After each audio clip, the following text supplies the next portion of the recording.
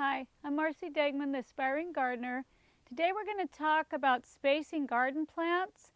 Now, it's one of the hardest things for people to do, and a lot of that is because when you go to buy the plants, it's hard to tell what they're going to become later. So the first thing I want to stress is that when you buy any plant, that you make sure you know its mature size.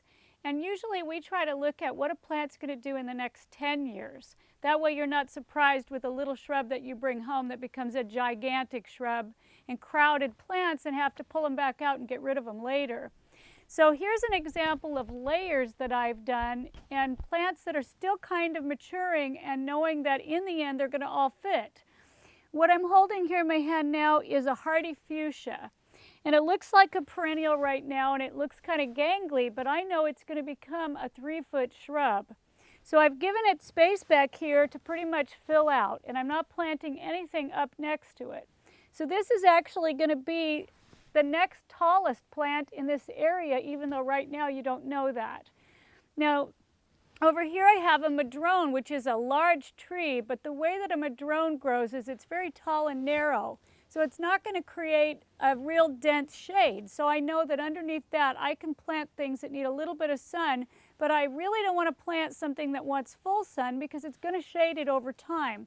So I need to think about the tallest plant and then come down and layer my garden according to those conditions. That madrone is going to create the garden conditions, the light conditions. So what I've done here too is I've also got the floor, which I have a ground cover that I know is not going to get any taller. So I've got my highest and my midsection. Then I come down here and I've got a dwarf crepe myrtle shrub, which is not going to get much bigger than this. So it's never going to bother the fuchsia and it's never going to invade the madrone. The grasses are pretty much mature, so they're not going to do much else.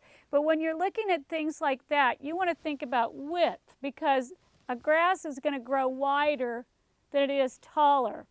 But the nice thing about plants like this is you can divide them and you can reduce them. So you don't have to worry as much about making the mistake of crowding grasses and perennials. You can always fix that later. But when you're spacing garden plants, it's very important to make sure anything that's woody or that will be a shrub or a tree is well thought out, know the mature size, and make sure you give it plenty of space to grow. And that's how you space garden plants.